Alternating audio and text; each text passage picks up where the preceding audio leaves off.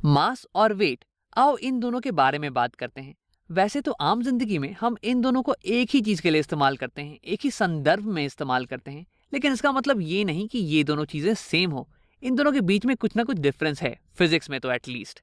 आओ इसके बारे में बात करते हैं। तो मास, अगर मैं नॉर्मली बोलूं तो मैं कहूंगा मास हो जाता है amount of matter contained in a body. अगर एक तुम बॉडी लो तो उसके अंदर कितनी चीजें हैं, कितनी मैटर प्रेजेंट है ना, उसे ही हम कह देंगे मास। तो आओ इसे लिख लेते हैं, amount of matter in a body. अब देखो, अगर फिजिक्स में जाएं तो इसकी डेफिनेशन ये होती है कि अगर तुम एक बॉडी लो और उस पर एक फोर्स लगाओ तो ये बॉडी कितना रिएक्ट कर रही है उस फोर्स के कारण। How much does a body react to a force. अब देखो, अगर मैं सेम फोर्स लगाऊं एक भारी ऑब्जेक्ट पे और एक हल्की ऑब्जेक्ट पे, तो क्या होगा कि जो भारी ऑब्जेक्ट है जिसका मास ज्यादा है उसकी एक्सेलरेशन कम होने वाली है, और जो हल्की ऑब्जेक्ट है उसकी एक्सेलरेशन ज्यादा होने वाली है। तो यानी कि जो हल्की ऑब्जेक्ट है ना वो ज्यादा रिएक्ट कर रही है और जो भारी ऑब्जेक्ट है वो कम रिएक्ट कर रही है। तो यानी कि इस रिएक्शन को, इस एक्सेलरेशन को नोट करके मैं ये बता सकता हूं कि किस बॉडी का मास ज्यादा है और किस बॉडी का मास कम है। अब आप बात करते हैं वेट की। तो देखो, वेट असल में ये हो जाता है the gravitational force on a body. एक बॉडी पे जितनी ग्रेविटेशनल फोर्स लग रही है ना, उसी को हम कह देते हैं वेट। अब उसे लिख लेते हैं। तो देखो, इसका एसआई यूनिट क्या हो जाने वाला है। अब इसकी यूनिट्स हो जाएंगी न्यूटन, क्योंकि फोर्स की यूनिट होती है न्यूटन। न्यूटन या फिर केजी मीटर पर सेकेंड स्क्वायर, केजी मीटर पर सेकेंड स्क्वायर। और यहीं पे मास, इसकी यूनिट हो जाने वाली है केजीस, या फिर तुम पाउंड्स का भी इस्तेमाल कर सकते हो अगर तुम इंग्लिश सिस्टम का इस्तेमाल कर रहे हो तो, लेकिन हम बस केजी की बात करने वाले हैं। तो आओ एक एग्जाम्पल कर लेते हैं। मेरा मास ये कुछ 70 केजीज का है, यानी कि मैं बना हुआ हूं 70 केजी के मैटर से। मेरे अंदर 70 केजी का मैटर है। अब देखो, ये मेरा वेट नहीं हो जाएगा। आम जिंदगी में हम जरूर ये बोलते हैं कि वेट मेरा है 70 केजीज, लेकिन ये फिजिक्स में सही नहीं है। आओ वेट कैलकुलेट करते हैं। तो वेट होता है gravitational force on a body. तो यानी कि मेरे ऊपर कितनी ग्रेविटी की फोर्स लग रही होगी। अब मैं धरती पे हूं, यानी कि ग्रेविटी का फोर्स लगा रही होगी धरती। अब इस फोर्स को कैलकुलेट करना मुझे आता है। ये होता है force of gravity. This is equal to capital G, universal gravity का constant, this into mass of first body into mass of second body m2 divide by the distance between the centre of these two bodies. इन दोनों body के बीच की distance का whole square, are square. अब देखो, यहाँ पे पहली बॉडी, इसे हम धरती मान लेते हैं क्योंकि सब कुछ धरती पे हो रहा है ना, तो एक बॉडी तो होने वाली है धरती, धरती का मास।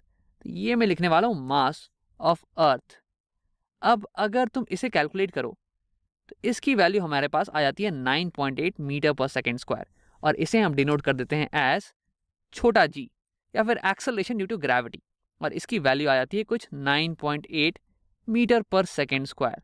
तो यानी कि मैं ग्रेविटी की फोर्स इसे कैलकुलेट करने के लिए लिखूंगा मास, जो कि मेरा मास है, जो कि 70 केजीज, इनटू इस पूरी चीज की वैल्यू जो कि आ रही है 9.8 मीटर पर सेकेंड स्क्वायर। तो 70 केजीज इंटू 9.8 मीटर पर सेकेंड स्क्वायर।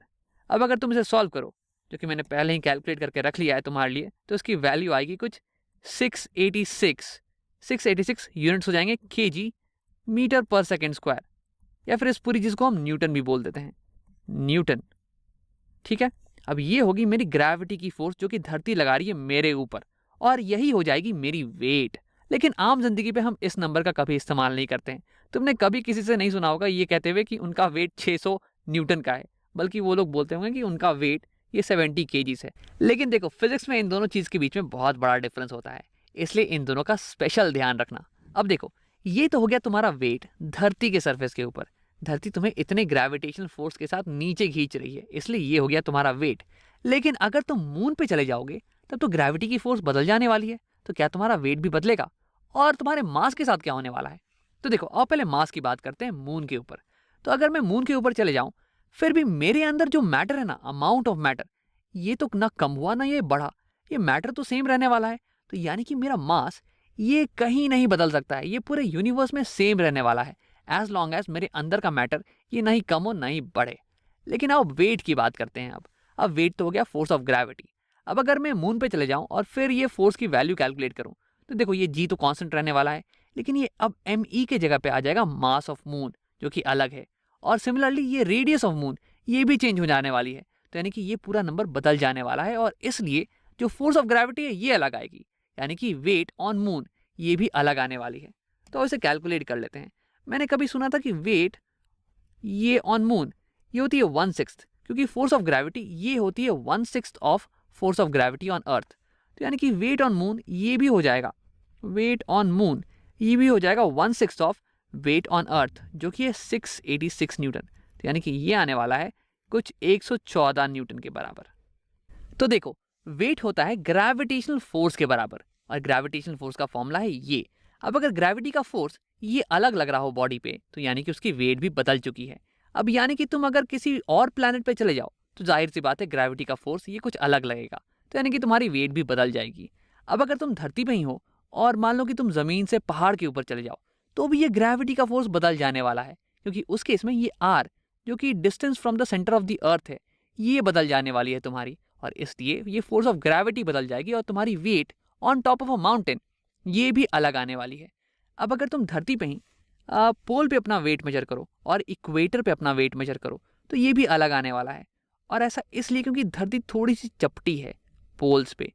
धरती एक ऑरेंज के शेप में है, ये देखो यहाँ पोल्स पे थोड़ी सी चपटी है, ये डायमीटर थोड़ा छोटा है, जबकि ये डायमीटर ये थोड़ा लंबा है।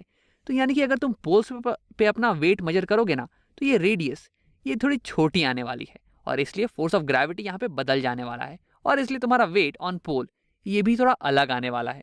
लेकिन तुम्हारा मास ये कभी बदलने वाला नहीं है। मास होता है amount of matter present inside you, और एज लॉन्ग एज ये मैटर का अमाउंट ये चेंज नहीं हो, ये कम या बढ़े नहीं, तब तक तुम्हारा मास ये सेम ही रहने वाला है, चाहे तुम कहीं भी चले जाओ, किसी भी प्लैनेट पे, किसी पहाड़ के ऊपर या कहीं पोल पे चले जाओ।